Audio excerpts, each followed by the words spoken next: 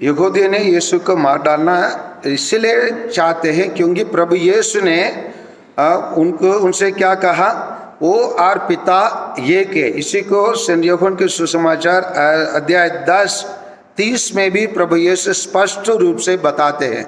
क्या बताते हैं? पढ़िए 10:30 को। हाँ, मैं और पिता एक है। लेकिन यहूदी लोगों के लिए ये एक प्रकार क्या लगता है, कड़वा लगता है और क्या बोलेंगे, उनके लिए ऐसे बात सुनने उन लोगों के लिए पसंद नहीं है। कारण क्या है? जैसे मैं आप लोगों को बार बार बताया हूँ, टोरा उनका धर्म ग्रंथ है। वो टोरा धर्म ग्रंथ में 365 नकारात्मक नियम है। उसमें एक नियम है, वो नियम क्या है थोड़ा जान लेना उचित है। खोलिए आप लोग लेवी ग्रंथ अध्याय 24 और 16 को। उस पर ये इस निंदा करने का बात कुछ कहा गया है, उसको थोड़ा पढ़िए। लेवी ग्रंथ चैप्टर 24 वर्स 16 पढ़िए। जो प्रभु के नाम को कोसता है, हाँ, वो क्या हो जाएगा? मार डाला जाएगा। जो प्रभु के नाम को बदनाम करता है या ब्लास्फेमी करते हैं, उसके विरुद्ध कुछ बोलता है, मार डाला जाएगा। कैसे मार डाला जाएगा? आगे के पढ़िए। हाँ, सारा समुदाय उनको क्या से? पत्थरों से मार डालेंगे। यही है नियम, क्योंकि उन लोग इस निंदा करते हैं। मतलब उनके यहूदी लोगों के मन में एक विचार था, ईश्वर एक है, ईश्वर एक भी है। हम लोग बोले भी ईश्वर एक है, लेकिन परंतु उन लोग ये चीज को उन लोग देख नहीं पाए कि ईश्वर में 3 जन हैं। कौन कौन 3 जन है हम लोग के अनुसार? पिता, पुत्र और पवित्र आत्मा। इन लोगों को जैसे हम लोग के घर में, एक घर में 3 रूम रहता है, 3 रूम को अलग अलग चाबी रहता है और 3 रूम में अलग अलग लोग रहते, उसी प्रकार विभाजन नहीं है। लेकिन हमारे मानव मुक्ति के लिए ईश्वर मानव बनकर आना चाहा। आने के लिए वो अपने आप को क्या करना पड़ा? अपने से ही अपने पुत्र को क्या बेचना पड़ा। तो ये कैसे हो जाता है? इसको हम लोग मनन पूछेंगे तो ये कैसे संभव है? हम लोग अगर साइंस स्टूडेंट होता है तो कटमोल आप लोग जानते हैं? कटमोल है ना? हाँ, कटमोल को जानते हैं ना? कटमोल को आप लोग उसी के ऊपर ऐसे एक पत्थर से उसको ये कर देंगे तो कहा जाता है उसके हर एक सेल से और एक कटमोल निकल जाता है ना? जानते नहीं जानते? या कटमोल बहुत सारा बन जाता है। कैसे? उसके अंदर उसका कटमोल बनने का, दूसरा कटमोल बनने का शक्ति और क्या ईश्वर उस प्रकार बनने का उसी में ऐसे बना के रखा। मानव का ऐसे कुचलाएंगे तो मानव तो मर जाएगा, मानव को प्रयास नहीं करना है। खटमोल ऐसे जो जीवन बहुत सारा बन के आ जाता है बोल के हम लोग मनुष्य को कुचलने के लिए कोशिश नहीं करेंगे। मनुष्य को कुचलेंगे तो वो तो मर जाएगा। लेकिन इसी प्रकार ईश्वर कुछ चीज़ों को हम लोग को बहुत सारा ये पानी में रहने वाले कुछ जीवन को, कुछ जानवरों को या कुछ प्राणी को 3-4 हेक्टर्स कहते हैं। उसमें 3-4 हृदय रहता है बोलते है ना। लेकिन हम लोग के लिए ईश्वर एक ही लगाया, उनके लिए क्यों 3 हृदय लगाया? ऐसा क्या जरूरत था? उन लोग क्या महान कार्य करते हैं हम नहीं जानते, लेकिन ईश्वर उनके लिए ऐसे बनाया। और भी कुछ प्राणी बनाया जिसके लिए ना कुछ हृदय नहीं है, फिर भी वो जी लेता है। कैसे जीता है? वो ईश्वर की सृष्टि है। समझ में आ रहे ना? बहुत सारे प्राणी में खून लाल होता है और कुछ प्राणी में खून सफेद होता है। कैसे संभव है? हमारे लिए संभव नहीं है, ईश्वर के लिए संभव है। इसलिए ईश्वर को हम प्रश्न नहीं कर सकते कैसे 3 जन है, क्यों 3 जन होने की जरूरत है, ये हम ईश्वर से प्रश्न नहीं कर सकते। लेकिन ये संभव है, ये संभव को प्रभु यीशु उनको को स्पष्ट रूप से बता देते हैं, और नहीं बताने के बाद भी 10:30 में बता दिए मैं और प्रभु एक ही हूँ, पूर्ण विश्वास नहीं करते। इसलिए 32 और 38 में प्रभु यीशु कुछ बताते, पढ़िए 10 संदेहों के सुसमाचार 32 में। हाँ, यीशु ने उनसे कहा, मैंने अपने पिता के सामर्थ्य से हाँ लोगों के सामने मैं बहुत अच्छे कार्य किया हूँ। हाँ उसी मैं अच्छे कार्य किया, मैं अच्छे कार्य नहीं किया, मैं व्यवहार में कुछ हवा में बेचने वाला बात किया, अगर मैं चमत्कार नहीं किया, मैं अच्छे भविष्यवाणी नहीं दिया, अच्छे वचनों को नहीं दिया, आप लोग क्या कर दीजिए, मेरे को मार डाले, कोई प्रॉब्लम नहीं। लेकिन मैं जैसे मेरा पिता ने कहा वैसे ही किया, फिर भी आप लोग मार डालना चाहते हैं। 38 में आइए।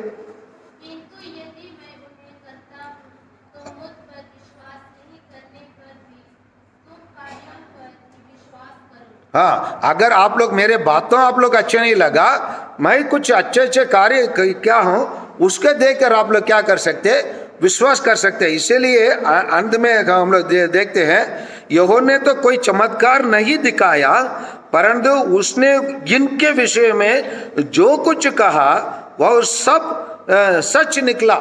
उन लोग कुछ यहूदी लोग उसको जान गए, प्रभु यीशु वास्तव में मसीह है, वो चमत्कार करते हैं और भविष्यवाणी का अच्छे से करते हैं, अच्छा शिक्षा देते हैं, ये सबको कुछ लोग जानते हैं। हम लोग जानते हैं, हम लोग सब ईसाई क्यों बने, क्योंकि ईसा प्रभु यीशु का शिष्य लोग सभी लोग शुरू में सभी लोग यहूदी लोग थे, कुछ लोग अच्छे लोग थे, कुछ लोग प्रभु यीशु का वचन को ग्रहण किए।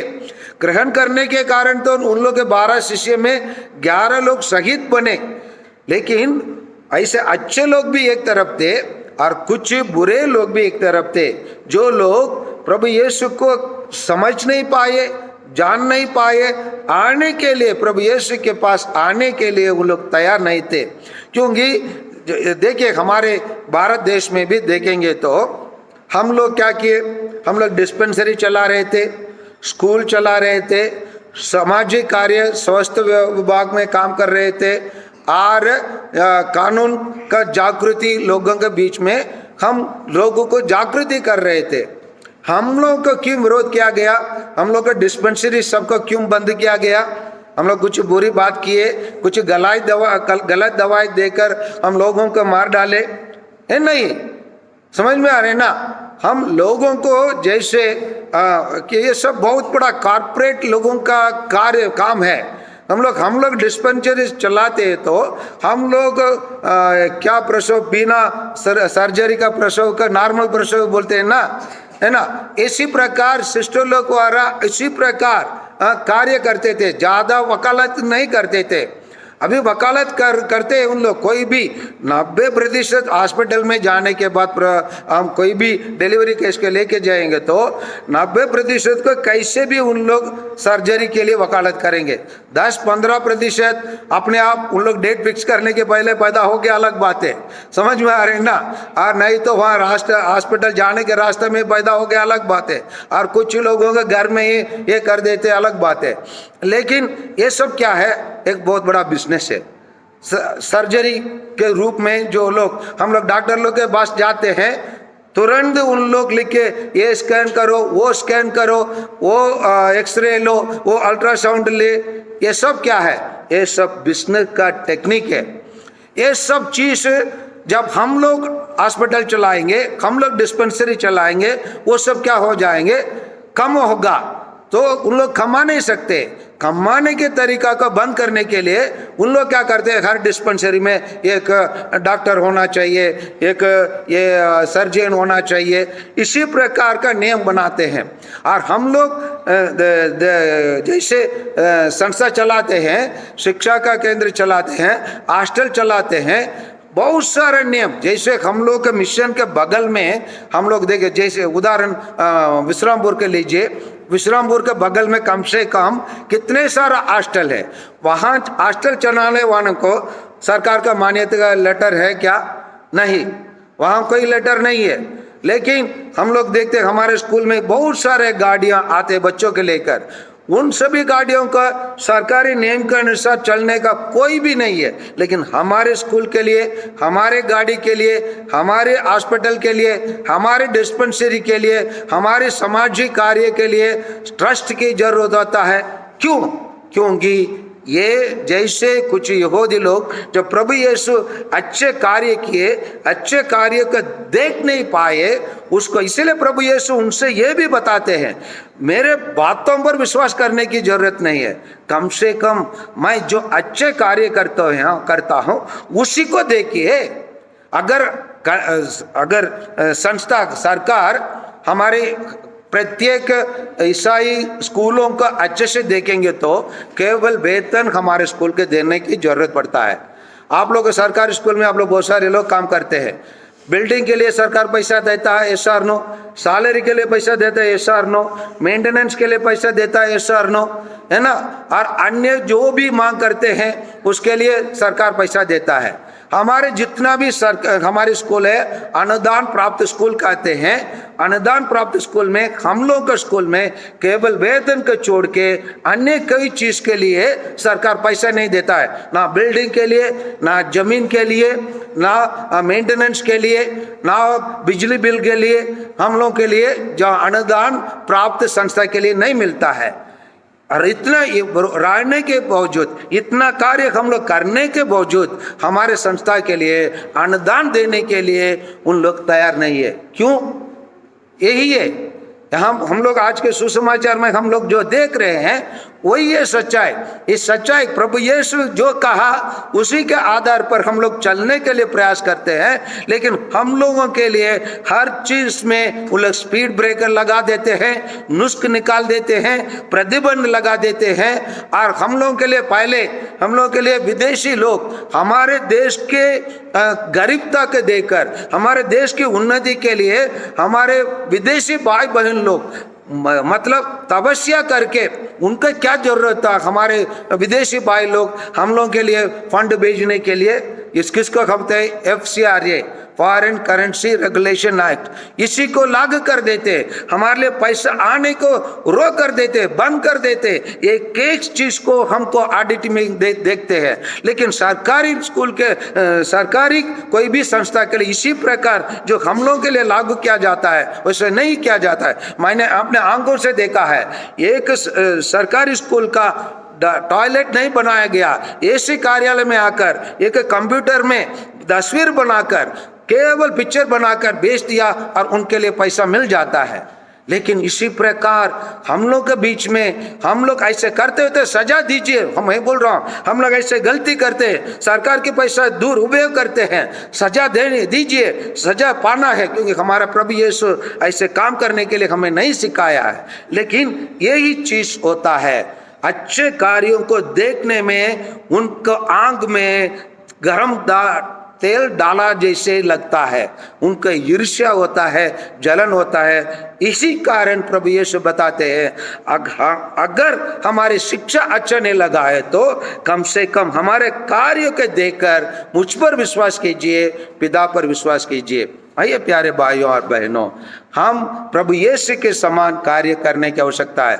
दुनिया के लोग, कुछ लोग हमारे बातों को तारीफ करेंगे, सम्मान करेंगे, हमारे पक्ष में रहेंगे, हमारे प्रभु यीशु के रास्ते पर चलने के लिए आएंगे। जहां प्रभु यीशु जिस खानदान से आए, जिस परिवार से आए, जिस यहूदी लोग से आए, उन लोगों में आधे लोग आज तक उन लोग विश्वास नहीं किए। और यहूदी लोग जिस जड़ से प्रभु यीशु आए वही लोग आज तक प्रभु यीशु को स्वीकार नहीं करते।